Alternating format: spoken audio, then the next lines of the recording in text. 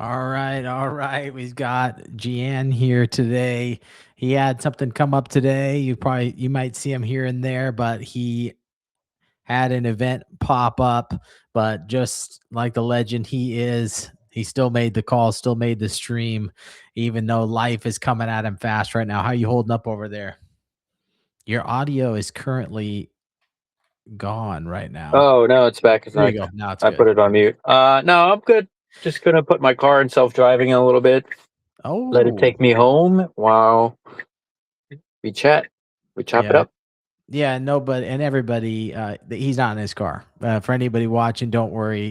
He is driving, or he's not driving. His car's not driving him. That was all just pretend information. He's here live on stream, no hands on the wheel, enjoying a casual ride. But Jan is somebody I got the chance to meet a few years back, actually in Miami. We were both there. Ended up connecting for a while, and has an amazing story. There's actually more stuff than I even know from before my time, but wanted to start off to hear a little bit more of specifically on the crypto side. And we'll go into your business ventures overall, but I know your story in this sector starts pretty early. I love to start off kind of hearing the origin story and how you got into the crypto industry at all.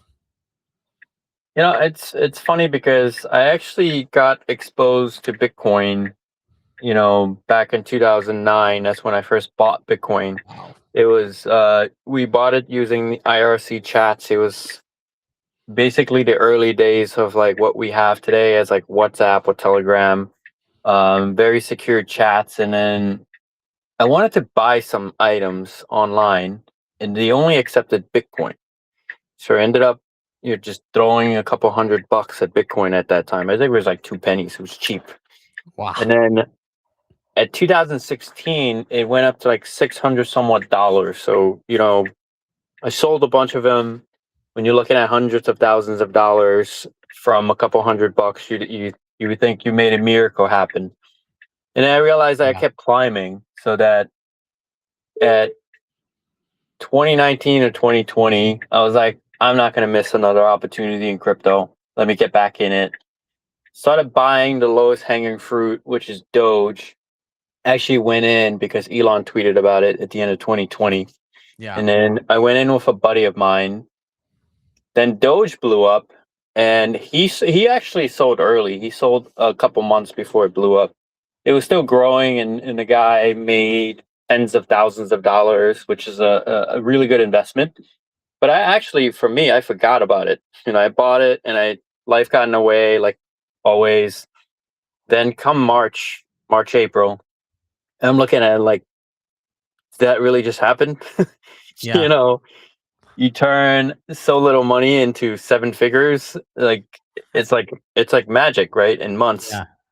So I decided to go heavy in crypto. I'm like, crypto is like an untapped faucet for finances, right? During the right market boom, obviously, we've been through years of crypto. We've seen the ups and downs, and now we know how to navigate it better. But if you catch the right moment, you could become extremely wealthy almost overnight, I would say, if you have a little patience and conviction. And if you buy stuff in crypto and just realize that it's pretty much just gone, and sometimes it's not really gone.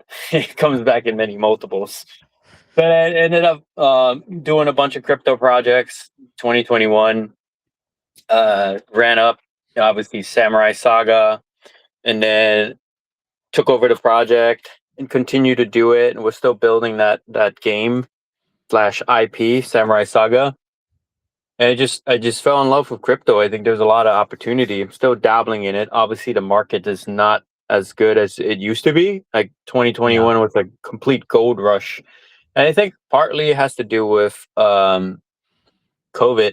A lot of folks are sitting around on their phones, a lot of free time, no network to socialize outside. So everyone starts spending money on their mobile devices and on the computers.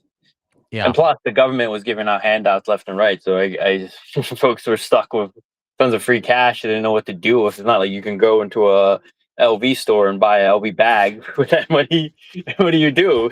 You buy shit online, and that fueled that revolution. And I think we're up to the new phase today. And obviously, since then, I've been dabbling in other businesses that's also grown tremendously, and I feel like it's a good segue to take a lot of the crypto earnings into some real life businesses. Some people call it RWA, some people call it whatever, any terminology they can call it, but I call it Yeah. cash flow assets. It's if you could turn something that's kind of a miracle into things like cash flow and predictable, I think everyone should be going towards that. And you could see that, even with Pudgy Penguins, they're going towards things that are more tangible. I feel Yeah. like that's going to be the next wave, and it's a good segue into coming back to crypto while having a cash flowing business that you could bring to the table. And maybe, I mean, was maybe a good question is, how do you see the future look? Is it so much tokenized or token based, or is it more blockchain infrastructure based and tokens don't always play a financial factor? I don't think it has to always be financial. I think blockchain would certainly play a significant role in, businesses moving forward, or even side projects moving forward. It doesn't always have to be financial. It doesn't always have to be tokenized. I think the good thing about blockchain is it's verifiable proof, and that's all you need to create value. Like if you have a tradable asset, you don't necessarily need a token. You can trade it with anything. You can trade it with just a tap on their phone, for instance, in the near future when someone creates that technology. But the tradable asset or the tradable item could be a cup of coffee, right? You can like buy me a cup of coffee. I'll tap your phone and give you this. We call it back then. We call it NFT, or in the future it could be something else. It is a form of token, but it doesn't necessarily have to be financial. I think the Yeah. whole financial scheme is what drove the whole crypto economy to come crash, because most people, for example, I'll give you a perfect example. I've been spending years trying to build crypto gaming. You look at all the crypto gaming projects, can anyone name on top of their head any of them that still exist today, right? That's thriving. Yeah. It's This is not, it's correct. not a If great it doesn't space right exist. now. Yeah. Right. And the people that actually played the crypto games aren't there to play the crypto games, right? There are probably 5,000 of them circle jerking each other for a profit instead of playing the game, as opposed Yeah. to, and you could argue either way, but you look at like real games, they have millions of players and they play for free on a daily basis. Like how many times you turn on your PlayStation, turn and started playing Tekken or Mortal Kombat, and they're not incentivizing you play at all. You just want to play it because you want to level up. So I feel like blockchain is going to be useful for many other reasons besides just the financials. And if people are building on blockchain, looking at launching a token and pumping a coin, I think you're looking at the wrong approach. And I feel like the government's going to clamp down on you and put your ass in jail sooner than you think. And like you could argue either way. Like I'll give you another example. Right. I love Telegram, the app. I think Pablo did a great job building it. But that whole thing about non-transparency and self-reporting how many users, and then building Ton, and then you don't know what happened to all the finances that ran through the Ton network, right? That's all a freaking scam. And you could say he's a hero, you could say he's not a hero, and you could say they wrongfully imprisoned him. But I feel like that's what's going to happen to a lot of people trying to play this game, because there's no transparency, and the whole point of blockchain is that there should be transparency. It does seem like there's a future where things break apart, where it's you've got the and Hyperlick was just maybe an example, but you've got the evolution of a token, which is a fully integrated token into your entire business model, where everything is driven through it, and so there is value accrual to it. And then it seems like there also needs to be a lane where it's you build your business on this financial infrastructure, but you stop pretending that a token's necessary for what your business is trying to achieve, and it becomes more of like the cloud infrastructure that tech uses. It's nobody's Yeah. talking about what you're sitting on when you build these big companies.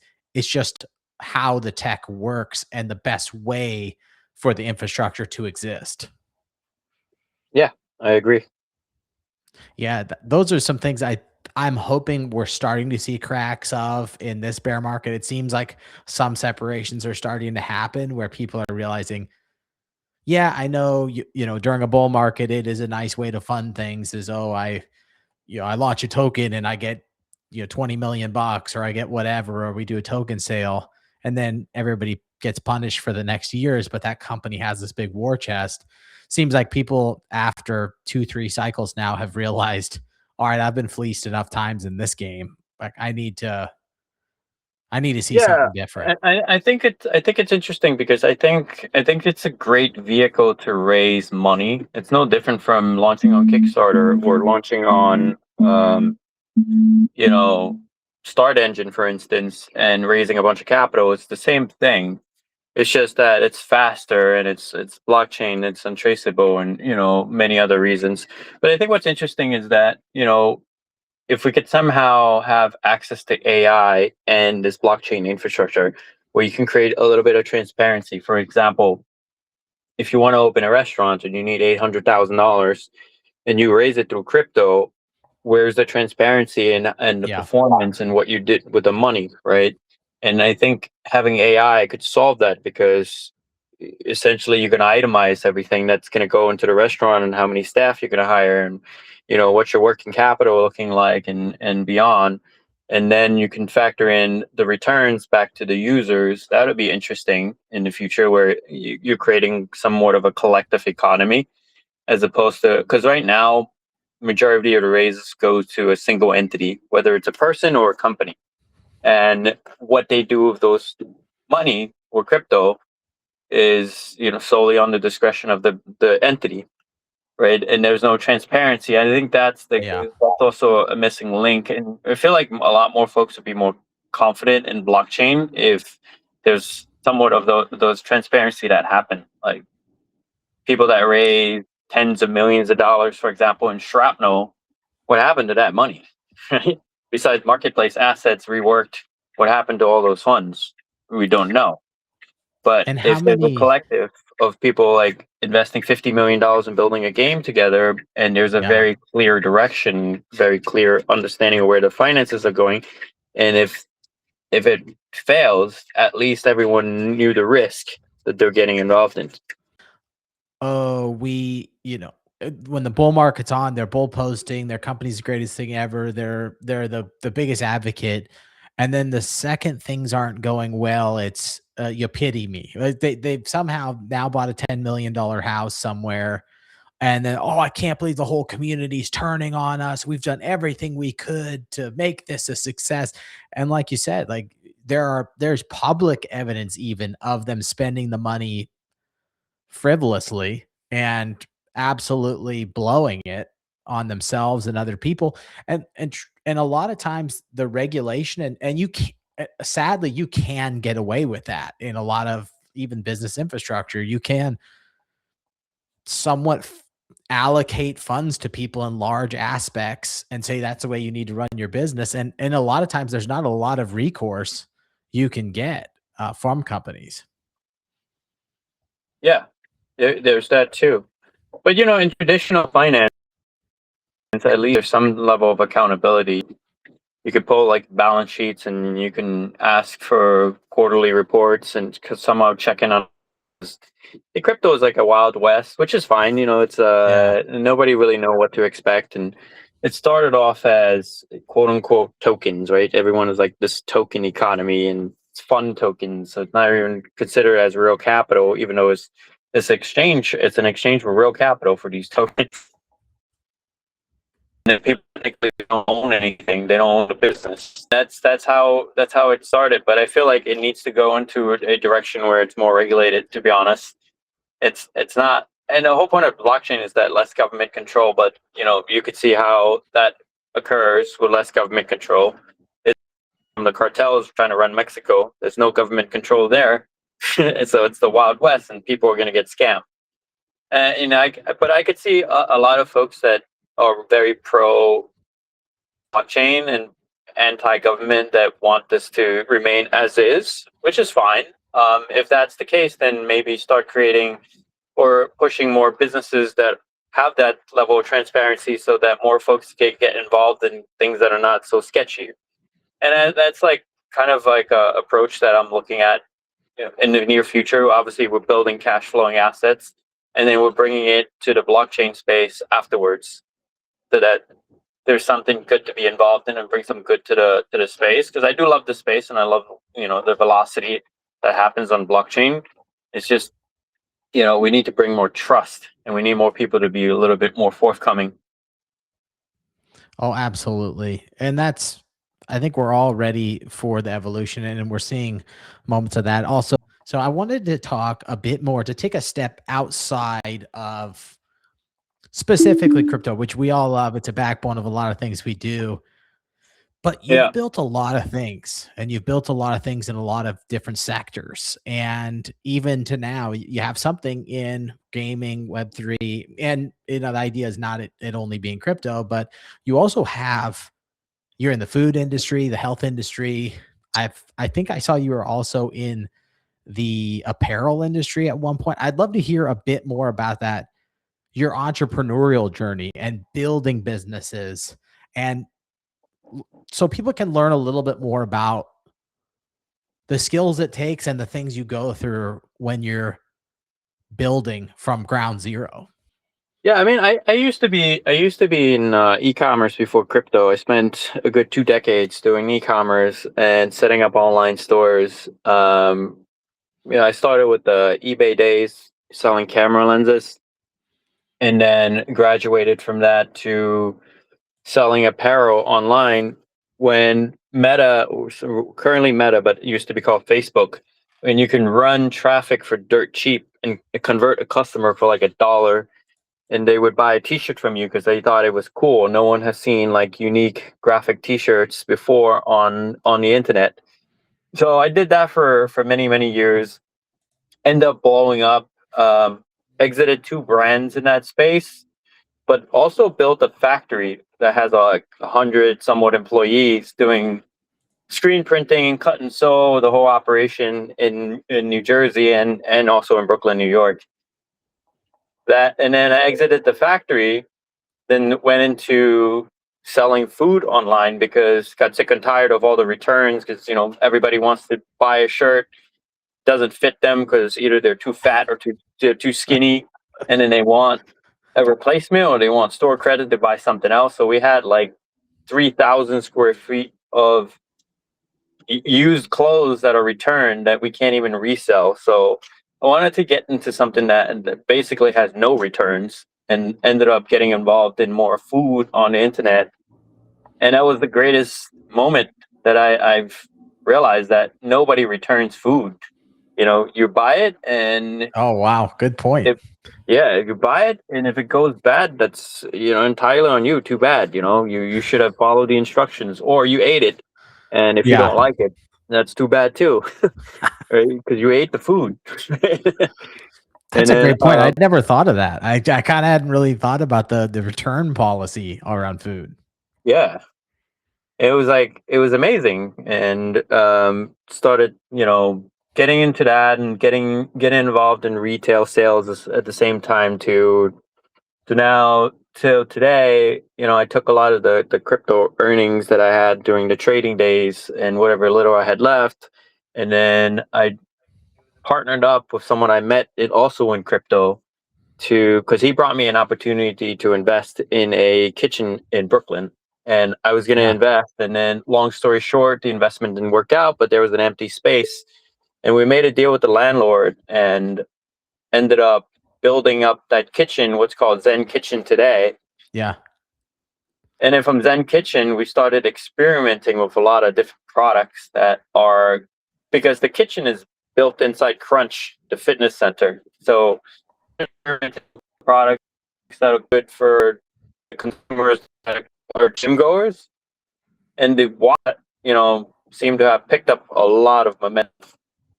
So today, the waffles are in a lot of different locations in New York City. You could find them in almost all the gourmet supermarkets and stores and a lot of different gyms across, for example, Powerhouse Fitness. And Yeah. from there, we had other opportunities open up. Like we went to Bentonville, to Walmart, brought the products to all the execs over there, let them try it. Spoke to Target about it, spoke to guys in Kroger, spoke to everybody, and they all loved it. They want a piece of it. And then our biggest issue is that we can't make all these to fulfill that demand by hand, and start looking Yeah. at like different options to do it. And surprisingly, nobody in America could make the waffles that we produced, like the low carb, gluten free, high protein waffles. By the way, it's called Protein Waffles. Literally, proteinwaffles.com is the website. I spent a fortune on that site, and I think we dominate on top of the search. And so now we're getting into the position where we're doing a M&A deal and acquiring one of the largest shelf stable protein waffle manufacturer in Belgium, and Oh, that in should Belgium. close. That's fun. Well, I think Belgium is the waffle capital of the world, right? So everyone Yeah. thinks about waffles. It's Belgium. Like Yeah. you wouldn't think about like, hey, let me get some Kansas City waffles. Like that doesn't even sound good. Well, that's when I heard you say Belgium, I said, yeah, Jian's doing it right. He knows. And we've eaten some good meals together, whether it's in Singapore, New York, Miami. We've been all over and eaten together. So I love that he got involved in food. Yeah, I actually invited you to the kitchen one time, and you didn't come to Yeah, Zen because Kitchen. it was like an hour plus at that time of day to get there, and I had to be at an event in New York, like in the area I was. I remember I was like, I Yeah, can't get there and back in the time I have to make the next thing, but I'm gonna make it this time in like September. oh yeah. The last time we were serving full on food, and I gotta Yeah. tell you, man, like don't open a restaurant and serve food. Like we were losing. Kid you not, we were losing hundreds of thousands of dollars in the span of months because food has too many moving parts. Like I'm not talking about like waffles. I'm talking about like a full menu, complex food, Yeah. right? So you gotta make sure all the vegetables are fresh. You gotta make sure like all your meats and everything that goes with the to compile the meal are always fresh, and then you have a lot of spoilage. Then you have to hire proper cooks and chefs, which are very expensive in New York. It's impossible.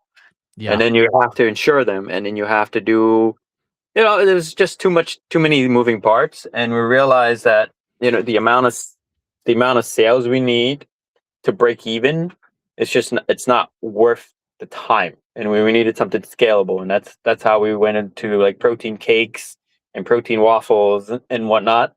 It's very simple ingredients and highly scalable. So because I remember when you were doing the wraps and everything, and so what you ended up deciding, because that's basically you're talking about brick and mortar full on little, shops and restaurants. Instead, you cut it down to where you could enter the waffles into retailers, you could enter them still into gyms and all that, but basically not cut out the kitchen aspect, cut out all the like physical locations outside of putting them into locations where they'd be desired, kind of streamlining the whole thing. Yeah, you want to build what's called a hero product, right? It's not about having a lot. It's about just having one or two items, and that could be like your hero product, and going to take over the world from there. And it's true. It's not only just food. It's just one example of an industry you can conquer. I think a lot of people try to do too much, and I've seen this even in crypto. People try to do too much. They try to be everything and everywhere at the same time. Like, how many crypto projects that started and they started as a charity coin. Next thing you know, they're doing merch, and they're Yeah. doing this, and they're doing events, and they're doing, it's like, are you a party company? Are you a merch company? Are you a charity company? What kind of company are you? How do you even stand out, right? No, nobody really cares about any of that. I think it's more about like, what's the hero product and what problem you're actually solving. And then you can worry about all the other ancillary items and add-ons later once you have like a core revenue stream or customer base. So talking through looking at even let's go into managing as many things as you do at once. What have you found as the core traits and the core things that you either were good at or had to get good at to manage as many things as you do efficiently and continue to scale them simultaneously? I think it's not about you managing all these things. It's impossible for one human being to be, the jack of all trades, right? Then you master nothing. I think it's Yeah. about who do you have around you, and Okay. are those people competent in helping you accelerate or manage or grow your whatever venture you're part of. Like having the right team is so crucial. And you could hear this from, like, if anyone who's listening and going out to raise capital, you hear this over and over again from folks. It's it's who's the team, and that's who they're investing in, because the team is the one that are, most likely going to make whatever you're building successful. Right? It's not about your idea or your product or any of that, because that's plenty. You could find a whole graveyard of those things and dig it up, and you would think like 1,000 of them are great ideas to execute on, but the Yeah. truth is that a lot of people don't make it because they don't have the right people. It's like if you're a lawyer or you're an accountant, I'm not saying you can't build a security company, but don't build a security company. Right? Stick to what you know. Like, you're not trying to do cybersecurity here, right? And there's Yeah. people that jump on because the trend is there, and they were like, "Well, everyone's in defense, so let me get into defense." And next thing you know, you're blowing 5 years of your life going nowhere, as opposed to doubling down on your skills, right? If you're an accountant, maybe create something in finance that can help businesses solve their problem. Sure, there's always a problem to be solved. And the good thing is, like, when you figure out a problem in the market, the problem doesn't have to be ginormous. It doesn't need to be solved for 8 billion people. You just need to solve for like 2,000 folks, and you could become a multimillionaire. Because if you charge people, for example, if you build a solution that makes businesses lives easier by keeping track of their contacts, for example, and you charge them $300 a month, and it auto follows up with, this is a great business idea too, whoever's listening, hopefully you become a millionaire. But if it auto follows up with all these people you meet, right? So as a business owner, I'm super busy, and I can't follow up with everyone I get in contact with, but I have the business card, so I take a picture and it loads it up into a contact list, and I put some notes and say, send John a message, June 29th to follow up, right? And it auto sends John a message June 29th. That, to me, it's extremely valuable, right? And there's tens of thousands of businesses in America that would use the service. And I think creating a simple solution like that and just getting 2,000 people to pay you $300 a month, you're rich. Yeah. You don't need to break your head over, how to make money. I think a lot of people are trying way too much and doing too much, right? And if you are that accountant or that person that runs a business that understands how to create this type of ecosystem, or knows how to build this tech using vibe code, now it makes it so much easier, but exactly the type of responses that go out to, a prospect to follow up, then you could build the proper app that someone could download, and maybe give them a free trial and slowly upgrade to like 1, 2, 300 bucks a month. Like for us, we have a couple of thousand customers. That's all we have on the waffles, and that equates to millions and millions of dollars. It's really good perspective, putting that a couple key points there. The point around the sticking to your lane. If you got strengths, kind of really hammering down in that. That was something that I had Gary Cardone on the other day, and he'd mentioned the Nice. same thing. It was, too many people are drifting from their strength or trying to make their weaknesses stronger. And he's like, the best thing you You can do can't. is make your great thing incredible. Like elevate the thing you're great at as high as possible and stay in that thing. So it seems spot on with what you're saying. Yeah, and do it for long periods of time. Consistency. How many times you see a great artists don't blow up overnight. They do it consistently over years. They give out paintings, they paint for people. One day they're charging $200, Tomorrow they're charging 5,000, and then the next day they're charging 100,000. I've seen this count time and time again with so many wonderful artists here in New York City. Some of them are making millions a year because they've built themselves up to having a great following, having enough, press, connections, people that appreciate their art, demand. All this takes time. When we started with the waffles, it was okay. It wasn't great. We weren't making money for like at least a good 8 months. That's well, that piece you said too with that was that the perspective around you don't need everybody to be on board. You just need to identify your customer base and know that there's enough in that to make it a massive success. And that could only be 1,000 diehard fans. It could be 100,000 some scenarios, or it could be less depending how premium that service is. Plus, it's easier to service a small amount of customers. They'll pay you more than to try to service the whole world. I mean, once you master the core base, then you can go scale, because then you would have all your systems in place, all the questions that customers tend to have answered, and you can create content that speaks to the rest of the world. So always start small, right? Even gyms, like you set up, you need one location in order to get 100. So Yeah. until that one location is phenomenal, you're not going anywhere, right? So it's like Planet Fitness started with one location, they perfected the model, then they scaled. You'll find out a lot of things, and you would learn a lot just by being in a small market. Yeah, and you're so and you now you're talking just a couple of years. You've already talked about some changes you've had to make that you've identified in the business, and then now it sounds like you are at that scaling phase where you have that core group of customers, and now you're looking at. Are you now looking at this? Okay, now how do we turn this into something that we can give access to many more people all over? No, so yeah, yes and no.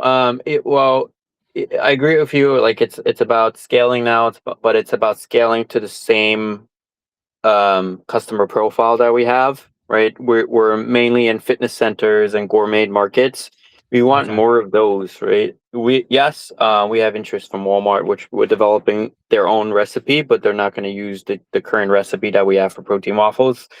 Um, that's that sounds exciting, but it's not as exciting as getting 5,000 more gourmet storefronts for us, because the margin's higher.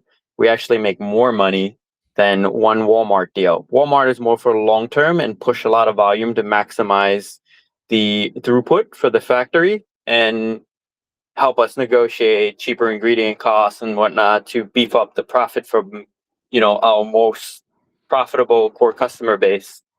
Yeah, you have to look at everything as a strategic value, but don't ever lose track of who you're actually selling to just because there's a greater opportunity. So and so greater opportunity at hand, right? Sometimes chasing those opportunities could actually bankrupt you. So it's easier to just stick with what you know and it's already working and making money. I've definitely seen people get tied up with the hope and the dream, the prayer, the giant company get tied up. They're mentally, emotionally connected to them needing that deal. And that deal either falls through or it takes so long that they bleed out in the meantime because their focus stays too tight on the whale and not on what you're saying, which is building a core business, building a core user base, and just almost having that pie in the sky or big monster thing be something that's getting worked on in the background and having patience Yeah, to let that play out how it will, and that you'll be exactly. fine if it doesn't play out type thing. Exactly. Exactly. I genuinely believe like everyone who's listening can become a millionaire. There's 100% chance that you could become a millionaire. And you don't need a big giant to become, you just to genuinely solve a real problem to a very small group of customers. If you could do that, you can make a million, 2 million, and become liquid. Then you could figure out, what's the other risk you want to take so that you can build a giant a billion dollar business afterwards. Not, you look at a lot of these success stories out there of people raising tens of millions of dollars, building, multi-billion-dollar companies. That's great, right? But that's not very common, in the world. It takes a special individual to chase that. It takes a special individual to become an Elon Musk. But I think I think everybody in this world can make $1 million. They just need to niche down a little bit. How many plumbers do you know that are having endless amounts of work? How many roofers do you know have endless amounts of jobs? Right? How many people that trim yards that seemingly collect 5,000 clients and they drive around all month, cutting their grass? It's when you solve something for other people and they're willing to pay for it, and you pound that you're not afraid of doing, you can make a lot of money. And that's want to do. They're not willing to go to that distance, or maybe they have some fantasy in their head that they have to create this magic product or magic service or magic moment to make that $1 million. $1 million is not a lot of money, to be honest. If you break it down on a micro scale, it's not. Over time, everyone could do it. And I almost can guarantee everyone probably has seen $1 million. If you add up all the money you wasted in life, probably ran through $1 million already. Yeah, depending on your age and area you live in, especially, West Coast, East Coast, main cities, maybe other countries. We probably can't speak for some of them. Some of their cost of livings are pretty nice in those areas, but it is, there's a Yeah. lot of waste. There's a lot of spend that goes on. It's also very easy. I mean, I'm sure you've run into this. Well, I've run into it before where you start making more money and magically your bills just start to get a lot bigger. Like you accept a lot more spending, and very easy to fall in a aggressive spending trap once money's coming in. Yeah, I agree. I think a lot of people, they tend to enjoy life way too much with a little bit extra money. I know guys that, like, as soon as 100K comes in, they're jumping overjoy and they're booking their next trip to Dubai, or they're booking like their next supercar to rent. All these things add up, which I don't blame anyone for doing that. I was like, if you've never done it and you're young, get it out of your system. Get it completely out of your system. But have some discipline so that you can park that capital into other things that would cash flow, right? So my mindset's changed from the high risk crypto days into more, how do we park more capital into cash flowing assets, because that's what's going to fund the stupid decisions, right? So it's like, if I make a bad choice, invested 50,000 in something horrible, at least I know I have 50,000 coming back next month, and it's okay. It's not that big of a deal, right? So start building, like, I think people need to start building little habits of shoving away money and not seeing it. Like, a lot of folks like look at me like think I'm super liquid or super rich and whatnot. And the truth is, I don't have a lot of, and I invest almost all of it, and because it pushes me to the edge, right? So it's like, if I don't have access to any money, then I'm gonna have to make more money, and that's great. That when you look at it that way, it's really showing that it really matters to set up systems for yourself when whatever's going to work for you. And for you, feeling back against the wall all the time is going to continue you pressing and continue you grinding like your back is against the wall. I can totally respect being in that situation because I also feel the same. If I'm not comfortable, if I don't let myself be comfortable, I'm at a way better spot than if I feel like everything's just flowing. Yeah. Plus, you like yourself, especially if what do you need all that extra cash for? Cash is meaningless with inflation, gets devalued, right? Put it into a house or something. If you don't know what to invest in, the safest bet is real estate. Unless a rocket blows up your house, it's still there, and it accrues value every single year. That's a good way to invest your money. I mean, I'm by no means a real estate person. I think that's for Grant Cardone or other people. But like, I think that's a safe value. And if you have extra cash and you're a risk taker, find a business that you love and maybe invest and join somebody. go be a partner and build and test your value and see where you belong and see, where you could spend most of your time.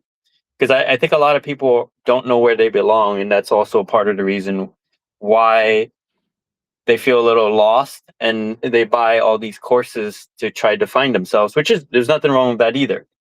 And I feel like the sooner you could find your strengths and where you can accelerate, the sooner you can find happiness. Interesting to hear you kind of go through different things. And I love Yeah. that you're teeing people up with things that they can do right now to start making their way towards getting to where they want to go. And even you mentioning, take a shot on joining up with people that are doing things that you want to do, and maybe even donating some of your time in order to prove that Yep. value and find it. That's one of the Yep. best pieces of advice that I've heard for people that are maybe waffling on what they want to do next. Yeah. You never know what's going to hit. You just have to put yourself out there, do it. One thing that I would say, from the crypto days that I would love to give advice on is that stop being whiny and quit being so negative about things, because, crypto people are the most, I don't even know the word to put it that sounds nice. They're basically, uh, yeah, I mean, they're just like complaining assholes. So what I'm saying is that, quit complaining and just be positive and just be happy you're in a circle working towards something. Whether it works out or it doesn't work out, at least like you tried, man. And you never know what you can pick up, and we never know the type of people you can meet. And like, if you're not in a position in life to bitch about someone, don't do it, and just keep working and keep working at yourself, because the amount of energy that you exude when you complain, it's exhausting, and it could take away all your day's productivity. I think, like, that's a big takeaway from me in the crypto days, is that I started ignoring all the folks that essentially were complaining and whining, and I just focused on the work. And from there, just everything seemed to be coming together, and everything that I worked on seemed to be working out and blowing up, because I spend my energy on things that are productive instead of tearing other people down. But the truth is, like, the truth is, you're not really tearing other people down, yourself down, because you're expending your life force and your energy into something that's not even productive or brings you no value. So what if you complain about someone? So what if you trash them online? Then what? Then what? Yeah. Where does that get you? Does Yeah. someone come and write you a check because you bitched about someone else online? Never. Right. Basically never, unless you're the most elite of elite trash talker to where you can actually Right. get a giant audience. There's nobody really wants that negativity. It never leads to an outcome that's great. And it drags people down. It drags yourself down, drags other people down. I totally agree. Although it is hard to do sometimes, one of the best skill sets is exactly what you're talking about, is fighting to stay positive even in the worst of times. So fighting to see the benefit or the value you're gaining even in a moment when when it feels like everything's falling down. Yeah. Can you frame that to what you're getting out of it though? Like, oh, I made a really bad investment, I lost everything. I had a point when I had a friend of mine who actually built a whole fake company and got me to invest in and some of my network to invest. And it was a personal network. I knew him for years. Literally, the whole company ended up being fake, stole all our money, and he's in prison now.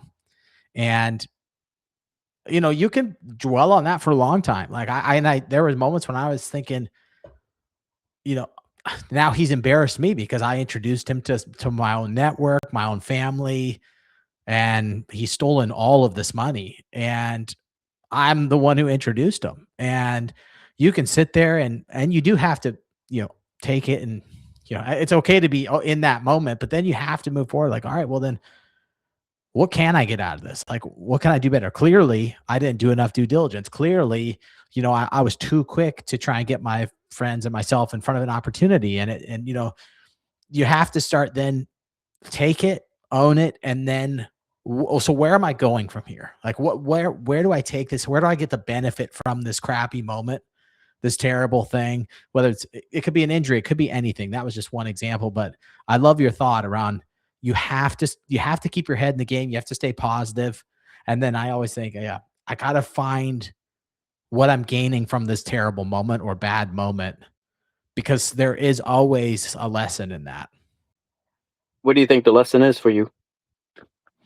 There were so many lessons in there. There's like if you talk about that, it's like, oh, clearly I saw the opportunity as it was borderline too good to be true, and it was. And you trust a personal network. How well did I know him? At the end of the day, how well did I know him? How well, what? Why wasn't I more patient before I introduced him to another friend of mine or a family member of mine? So whether you can apply it to so many situations. That was obviously a crappy financial situation, but I've gotten hurt in the gym before. You could have the same type of thing there. I could sit there and say, oh, I could blame somebody else for the equipment or what, you can find some reason, the world's against me. Or you can say, hey, I didn't properly warm up before I hit that deadlift. And I could have done better to prepare myself, or I wasn't whatever. So I think that like some people, especially crypto, a lot of the industry gets caught in this. Well, if that influencer didn't tell me to buy that coin, then I would have lost my money. Or if everyone's looking for someone to blame for the mistake that happened to them. They're looking to take a founder down there. And I'm not saying there aren't founders that are worth taking down, but in general, there's a lot of finger pointing in the industry. There's a lot of people who lose a lot of money Yeah. and then they're looking for someone to blame. They're not doing enough to say, I lost a lot of money. What could I have changed to not lost the money? Not what could I make somebody else do? You can't control everybody else. You can control what decision led you to this moment and how could you do it better? And the second you start owning that, you have a chance to fix something. The second everybody else is a problem, there's nothing to do when it comes to somebody else because you don't have control over everybody else. So I always think of that in this industry, especially way too many people not taking accountability and instead shuffling it to everybody else. Yeah. Yeah, it's just about taking personal responsibility. That's when you experience the ultimate growth. It took me a while too. I mean, I think everyone goes through this phase. Like for myself, I used to be the one complaining. I used to be, even though I've had some success, I used to, talk about other folks and not really take responsibility for my own actions. Despite what happens, it's kind of like I blame the market. I blame the whole partners, and I just I started blaming, and that negative vacuum consumed me, and it actually took away years of my life, to be honest, like looking back. And that no longer consumes me, and I'm super productive at every level. And I feel like time would teach you a valuable lesson, but you don't have to learn that from time. You can also learn that from other people, and just try to stay positive. You become a much more attractive human being too. Like everybody you come across should ideally gravitate towards you, and those people that don't, oh well, they're on their own world. Nothing wrong with that, but they're just not right for your life. And the more you can attract, the better your position is, right? So you look at people that have their third or fourth companies, and in the snap of a finger they manage to cobble together 40-50 million dollars from a network, Yeah. right? Those people, that network is built on trust because they've seen what you're capable of, even though the first three businesses may not have struck gold, or you may not have sold for X, Y, and Z. But people know that you're building and know that you're seasoned, and they trust you because you're just a positive human being Yeah. to be around, and they believe that you could do it, and you could get funded that way too. I know a lot of folks that are listening, especially to like networks like the podcast that you're putting together. They're either looking for opportunities to make money, or they're looking for ways to build their own dream and their own business. And a lot of times that takes capital. right? And capital often comes to the people that attract the Yeah. capital. Yeah. What would you say for people, as you've been a builder, you've built brands, you've gone ground up in different sizes, exited in all different industries, and you talk about getting involved with people, helping, obviously engaging people's content, engaging, things that you want to network with is always a good way. But what would it take when somebody, let's say you or your network, somebody to enter your bubble and not, you don't have to speak, obviously you don't have to give offers out to anybody, but just the thought of what would you be looking for people that would enter into your world that are looking to, hey, I'll step in, I'll do what it takes, I'll work with you. What kind of things would you be looking for? I think it's more about, I work with people all the time. I mean, I picked up a couple of my buddies that are starting some consumer products, and I work with them using my experience and what their passion is to try to grow their business. I think it's more about like complementary value that you can add to different circles, right? So not just in my circle, we tend to look for folks that are more skilled in the TikTok era, and how do we get more TikTok influencers, and specifically how do we get some influencers that drive local traffic. Yeah. So folks that have those skill sets, we'd love to work with them at every caliber, because that's where we're trying to be, right? That's a problem for a company like mine and other companies, that folks that are skilled, and if you're listening and you could solve that, great. I think you could become extremely successful just solving that issue, just being like the liaison between businesses and influencers, because businesses aren't going to focus on contacting influencers because they don't have the time. The most likely they're operating inside their business and creating better versions of their products, and they need the other side of the help.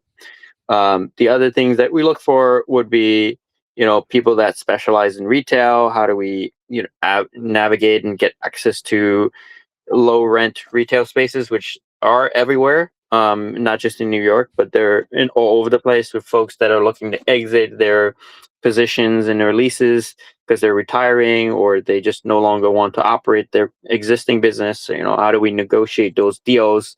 Those are the type of people that we're looking to work with too. And so find where you can add value. It's still back to like self-awareness, right? If you're aware of who you are, and your strong skills, not your weaknesses, like where your strengths are, and you can double or triple down on it, you can fit into circles. You'll be surprised how many doors open in front of your eyes, if you are very self-aware, because there opportunities are actually everywhere you walk. Doesn't matter what city you go to. You can go to Nashville, look around, there's opportunities everywhere. You go to New York City, every single billboard is an opportunity, because every one of those companies are actively spending money, because they're either pursuing customers or awareness, or something's going on, right? You can go to a place like South Africa. I don't know. Maybe maybe you're like a skilled sniper or something, Yeah. and you could train a whole army of security guards that are snipers, right? And you can go to some rich folks in South Africa and be like, "I'll build you your killer security team." That's also an opportunity that you could solve. So I think there's opportunity for everyone, not just in some sectors. I think for all sectors, right? Back to my example of the plumbers, and people that cut grass, and the roofers, and folks that do that I don't know, fix garage doors, right? Have a new and badass garage door that never breaks with a 20-year Yeah. warranty, right? There's I can think of many ways, and I think like as time goes by and you become more skilled in business, you feel like you can jump in and make things happen. Like for me, my strongest skill set would be team building and sales. Right, I could sell to a lot of people, which I've done in Samurai. Obviously, I sold those NFTs, Yeah. right? But also, I'm pretty good at putting together team and people to run these companies, right? Like a lot of folks like, how could you do so much? It's not me doing so much; it's the team that's doing a lot and pushing out, production outputs for many things, right? For the tech business that I'm part of, for the retail side of the storefront side of it, for the wholesale. These are all different individuals doing their work. And if you're able to find these folks that are very passionate about it and you give them a whole huge upside of an opportunity, I think you'll find that your life would also be a lot easier. But then again, you also need to have something to bring to the table, right? You can't just hype someone to work with you and then you bring nothing to the table, right? If you hype someone and be like, well, I'll give you $250,000 a year to work for me. Okay.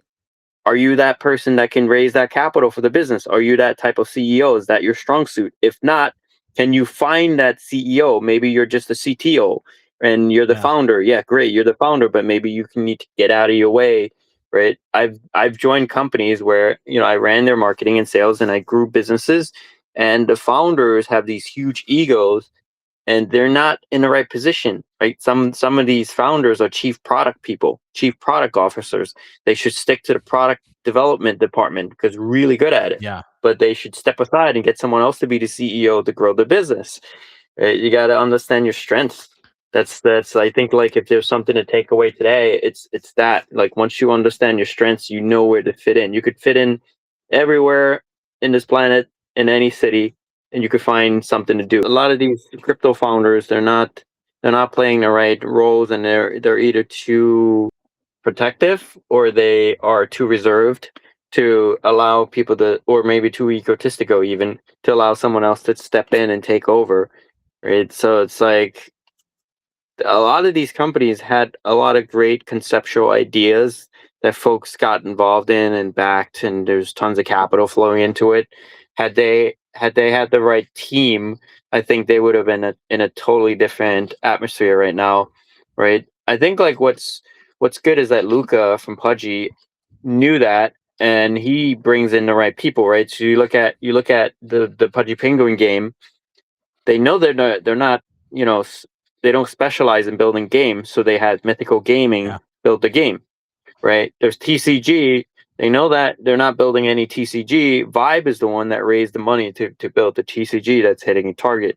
They just managed the IP side of it, right? And then the toys that they went that went into Walmart.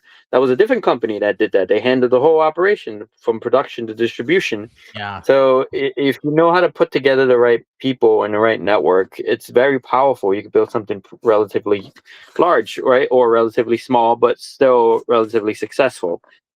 You don't need to be this big name on social media always, all the time, to be successful. You just need to know where you belong.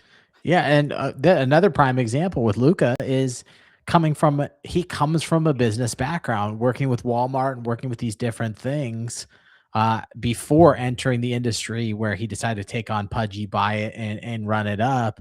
He comes from the side of understanding how to run supply chain, how to work with big merchants, and how to set up infrastructure and build companies out. And you see people that have had success with big relationships that are difficult to get. Obviously, you're talking Walmart. It's not easy to just jump in a meeting with Walmart and get anything going, or any of these huge retailers. That's kind of the Yeah, pie in the sky for hope, sure. and For sure. we've seen It's that. not. It's not. You're right. It's not easy, but it's not Yeah, impossible. It's all about your value proposition. If they don't see value in what you have to propose or offer, they're not interested. But if they see value, then it's a much easier conversation. Again, that goes back to, what are your strengths and what are your key differences. Right? You can't just be like, well, I'm gonna send an email and hopefully we're gonna be in the store. It's not that. It's like, what gap are you really filling for them that they're missing, that they can make money on, yeah, right? You having another beverage or another energy drink, who gives a fuck, right? There's like 1,000 of those things. What are you really bringing to the table? Now, if you're bringing an energy drink with 100,000 people standing outside of Walmart ready to buy it yeah. tomorrow, they'll take it, right? Yeah, huge. Or even something that's kind of viral, like something that has marketing and virality to it. Like there's so many aspects of things they look at. And I think what you just pointed out is a very good thing to even put on. You may want to be reaching out to somebody. Are you thinking about what's in it for them to interact with me? Let's say it's a big account. Gian, most people There you don't go. know. I didn't know him before we jumped on a call, and he has 1 million followers on Instagram. To a lot of people, that's a daunting conversation or a daunting reach out. Could be very low probability. And there's several people, whether it's a crypto influencer or anybody with influence or large size, they have a lot of DMs and random stuff in their accounts. But most of them are willing to have the conversation if they understand why the conversation is valuable, or you get a warm intro. Warm intro, obviously, number one. If somebody says, "Hey, it's good to talk to this guy," you're good to go. But what Jian is mentioning here, let's say you're going in cold, whether to the business people, it's same principles. If you can remember the same principles, which is, how am I showing that I'm a valuable person to talk to and that there's some value exchange? And that may not be monetary, but there has to be some reason there's a net benefit for them as well to interact with you, put you into their network, platform you potentially. I've got connected to, all kinds of people, from billionaires to the people that you think are unreachable to, a loan from Pump Fund, everybody under the sun, right? It's everybody's reachable. We're all human beings. Somebody might be bigger or smaller, but if you have something, like you said, to offer that's different and they find value in it, they look at you like a friend and they bring you into the circle. I've met so many rappers when I had my clothing factory, because we just made stuff for them, right? It cost me nothing. It cost me like $30. I didn't pay them tens of thousands of dollars to show up. Just made them some nice pieces. They showed up to the shop. It's something as simple as that goes a very long way, and I don't think people understand it. I think, like, a lot of people are also looking at what's in it for themselves before others. You have to put others ahead of yourself in order to get something and to get ahead. Like, everyone that I come across that I think we had a great conversation on during dinners and whatnot, I sent them a whole pack of waffles, Yeah. and they end up loving the waffles. And then they talk about it. Like, We if you got a great They product, talk that's an about it. easy sell. A guy like me, I eat a We waffle and haven't I love it. 100 people are going to hear about it in the next week because I'm a food freak, exactly. Yeah, we don't pay any influencers. They just love our products, and we happily send them free products. I like that. When you mention a lot of these things too, you look at all of these different aspects and these things, and the thing that it goes back to the other thing you had mentioned, which is, then be somebody that is trustworthy, be somebody that's authentic, be a good person once you're in these circles. And the easiest way in this world to get an intro to anybody is being referred by somebody who trusts you and knows you. And they say, "Hey, you don't need your wall up because this is a friend of mine." And a friend of a friend, it doesn't matter what circle you're in. If you got a billionaire next to you or whatever, they all become the same. Everybody levels out. Once it's a friend of a friend, a lot of people are like, come on here. You walk into an event with somebody or somebody's house and you're with their friend. So many times especially early on in meeting people that were bigger, that I was shocked by. It was insane how comfortable people were with you and how friendly they were immediately if you were walking in there with their friend. Like, I Yeah, must like them. yeah. I must like them. They're a friend of a I friend. agree with Yeah, that. I think that's very, very true. I met a lot of billionaires because somebody introduced me to them, because they thought I was cool, and there was something that we may potentially do together. But then also, like, I met a lot of other cool individuals. Like, I'm going to meet the CEO of a bank in Belgium, just because my business partner met somebody in Amsterdam that referred us to a different yeah, lawyer, and a lawyer I met in New York, and he loves the whole idea of the waffles, but he also loves us, our personality and how we bonded and whatnot. And within 2 emails later, he copied the bank CEO, and now we're having a great conversation. And we're going to sit down and chop it up and talk about potentially what could be done together. Right? How often do you even get those meetings? Yeah, in real life, without someone introducing you as a warm prospect. You can't just email them; they're too busy. yeah, They don't know what you want. yeah. right? But if it's someone that they trust, just sending a simple text, Yeah. your guard's down. You'd be like, oh, let me listen to this guy and see what he wants and see how I can help because it's a friend. Yeah, somebody DMs me and says, "Hey, have this company on your show, or have check my company out," and I don't know who they are. Like, I'll try and take a look. I'll poke through it, but everything's so flimsy. But then if you messaged me and said, "Hey, check this company out. They might be worth coming on your stream," I'm like, "Oh, okay. Yeah." I Yeah, already know that he knows what a good company looks like. I know that he knows who's going to have a good conversation. He knows what a good conversation is like. So 90% of the work is done. I'm just going in and kind of doing a final check. And it takes a ton of work off my plate because a guy I trust and know that knows what he's talking about has already said that they're worth, they know what I'm doing. So it's like, it's that value even through the relationship because they know you and they can get through this whole buffer and all this work you have to do to vet by just saying, "Oh, this is what you're looking for. Hop on a call." yeah, yeah. There's so many times it happened so many times, even with VCs when I was raising for Samurai Saga, the gaming company. Like there's, I sat down with the people that look at the investments, and it's because all the introductions was warm. They invited me to lunch. We sat face to face. They're no longer looking at pitch deck. They just want to hear what we have to do, what we're about, and what we need to do. And it was like the easiest conversation you can have. A lot of people are sending cold emails and reaching out to 1,000 companies and hearing nothing back. It's it's very true, and the messaging is brutal a lot of times, and there's a coldness to it. You can feel when a message is a mass message and it's just spam. You can feel. I've had people email me with the wrong name.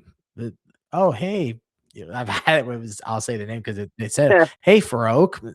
Like clearly, you mass scraped emails off of X and absolutely accidentally did not switch one. And so now I'm getting an email from a other big influencer. You're not even trying to reach out to me, and then you're trying to recover. Oh no, I didn't mean to reach out to you. What is happening here? So I do think it's not an overnight thing sometimes to build those relationships. It definitely isn't. I mean, their intro can speed the process up, but there are a lot of things you brought up today when it comes to building companies, but even fundamentally, traits and behaviors you can put in place on a daily basis to get towards the place you want to be, having the network you want to be in, having the skills that you want to have, and building the life and the business and the everything you want to build. You gave a lot of the keys to the kitchen there. And I think that's super valuable. And what this stream is all about is introducing people to the right networks that can talk to them about the experiences they've had to hopefully streamline the process for them so they can understand you don't have to go, like you said, you don't have to go make all these mistakes I've made or do all these things again just to do them yourself, like the old crypto, you got to pay the toll. Or you could just listen to everybody else who's paid the toll and go straight to the winning phase. Like there is no rule that you have to pay the toll that everyone else paid in all these industries. You can just listen and put things in place. Listen to what Jian said today. Listen to the conversations. And why don't you do us all a favor and win in honor of all these conversations? Win in honor of Well, Jian. find yeah, we'll find someone that's done it Yeah. before, has made all those mistakes, and just make them a partner. It's not like it's not is so like a lot of founders are too protective of what they've created, which is fine, right? Yeah. I get it, you're protective, but if you're starting off and you really have nothing, right, and you don't know what you're getting involved in, get someone to be a partner that's done that and made some mistakes before, so that you can avoid those mistakes and you can build something that may actually turn out working. Because it's not like you're gonna for me it's not like I'm gonna build one business for the rest of my life, right? I like to do many things. I like to get involved in one the waffles today, and then maybe in a couple of years we sell that, and then you build something else, and then the next thing and the next thing. Or I can have 100 companies with all great partners that are very seasoned and skilled, and I can live a really great life in 10 years.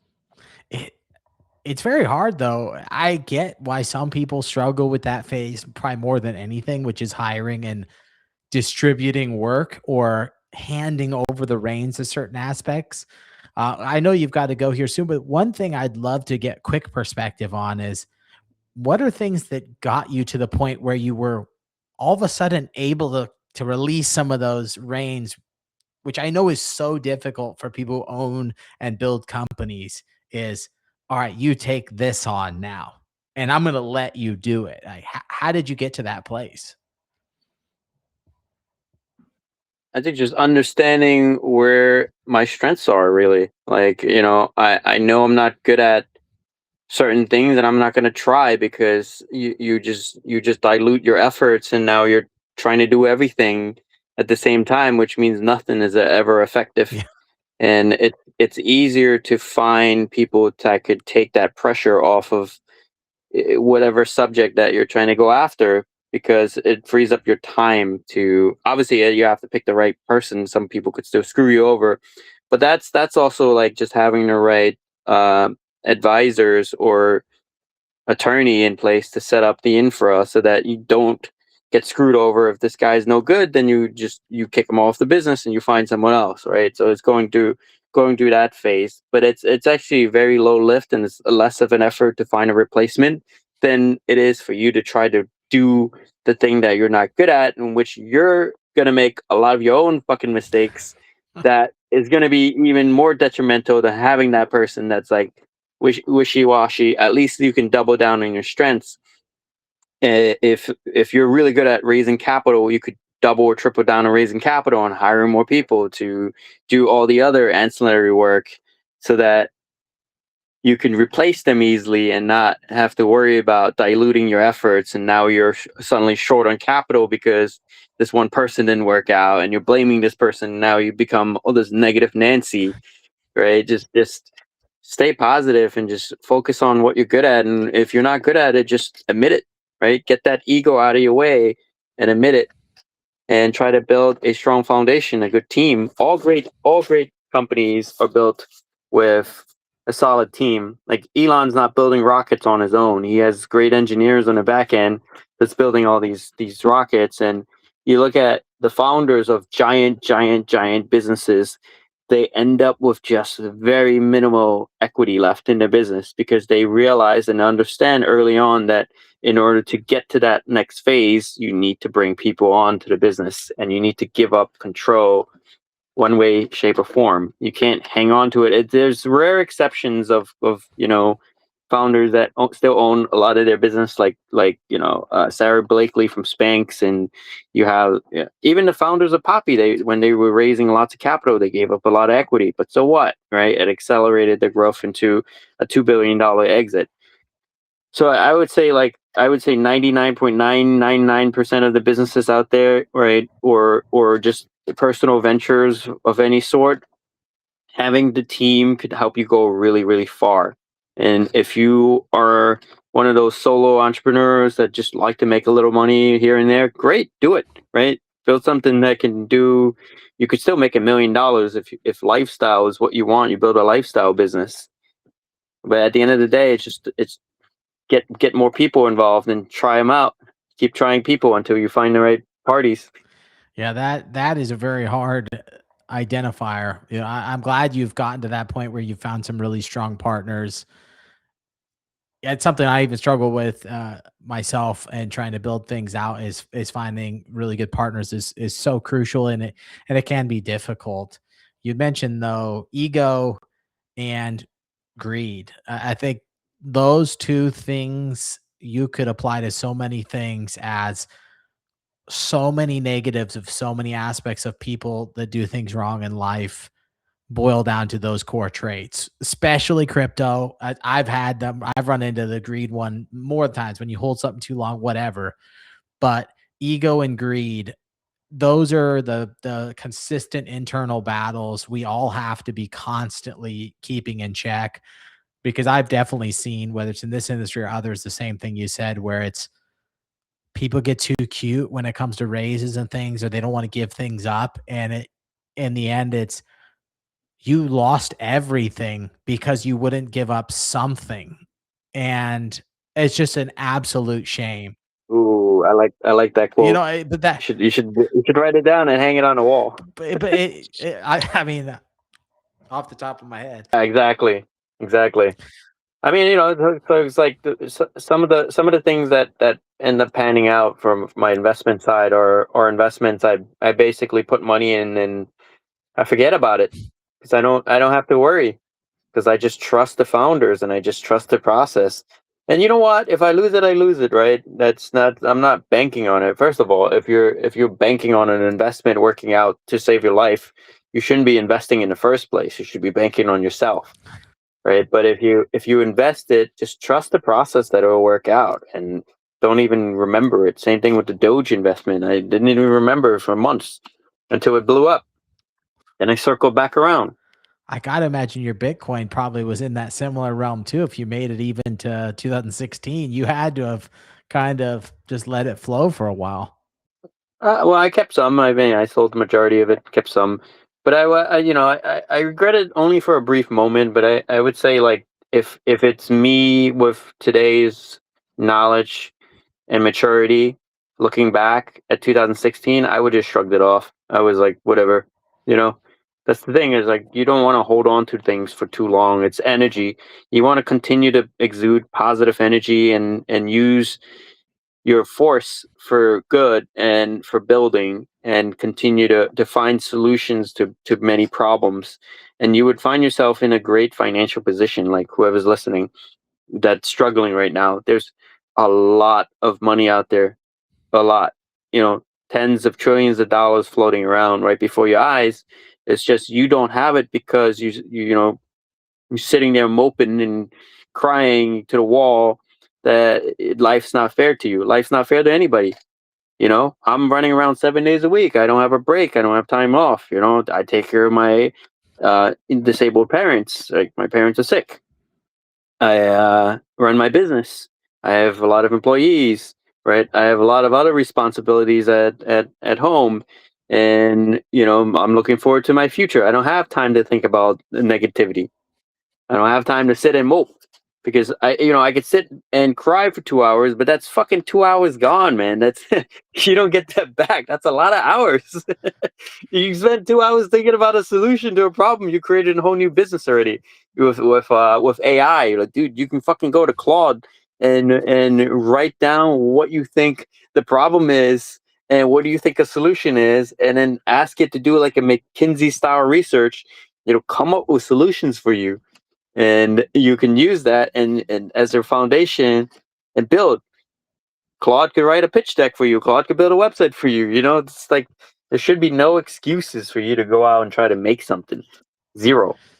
The only 100%. the only thing is, like, don't fucking waste time. Like, don't waste time moping over yourself and feeling sorry, because that dark corner that you sit yourself in, not may last hours, it may last days, but sometimes it could last months, and that's a really bad spot to be in, because a couple months is a very long time, given the fact that we're living in an AI era where people are moving at light speed in weeks.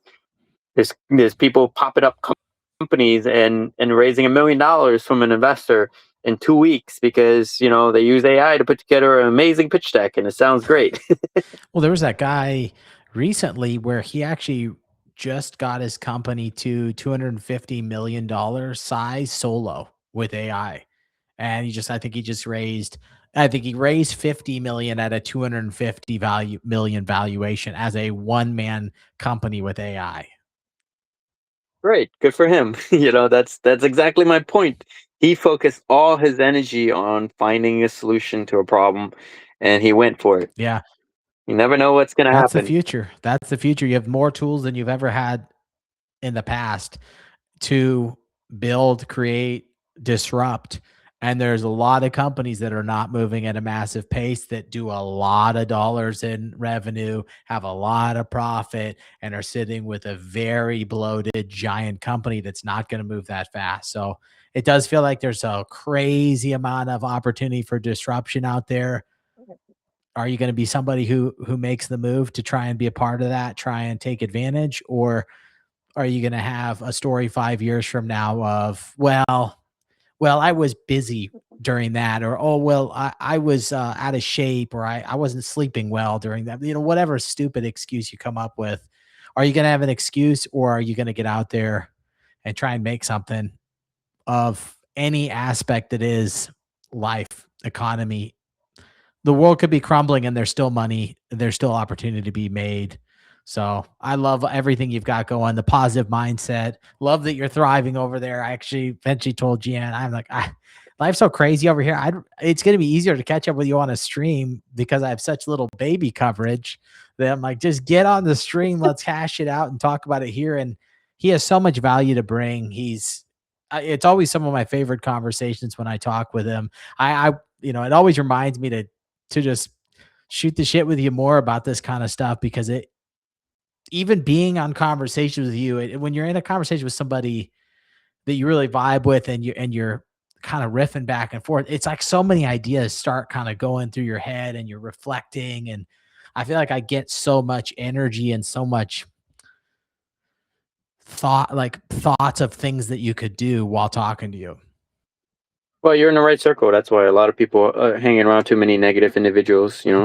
If you're one of those people, get the fuck out of that circle immediately. Do what you have to do. Skip town, move somewhere, get to a better room. That's all I could say, man. Because they would influence the hell out of your life if you're around like a lot of negative folks. They would drain the crap out of you. You're around a lot of beer drinkers, you're gonna be a beer drinker, waste your life, wake up when you're 50, 60 and be like, oh, I should have done this, I could have done that. Well, stop being a freaking country boy redneck and go out there and make something. Yeah, shout out to any rednecks if you guys are watching. We do like country people and everything, I'm just fucking but with you guys. yeah, I would have a beer with you yeah, any oh, day. Please don't shoot me. I'm just kidding. 100%. Well, thanks for taking the time today. I know life got the best of you a little bit today, and you're driving your parents around and taking care of them, which you got to respect somebody who keeps their family first, and takes care of the things they need to. But he carved out the time for us today, dropped a ton of lessons. I'll get this clipped up so people can hear different moments and different snapshots, because there is a playbook to success even in this conversation. All right, awesome. Good chatting. Yep, I'll Thanks, talk to you Brandon. soon, and I'll see you in September.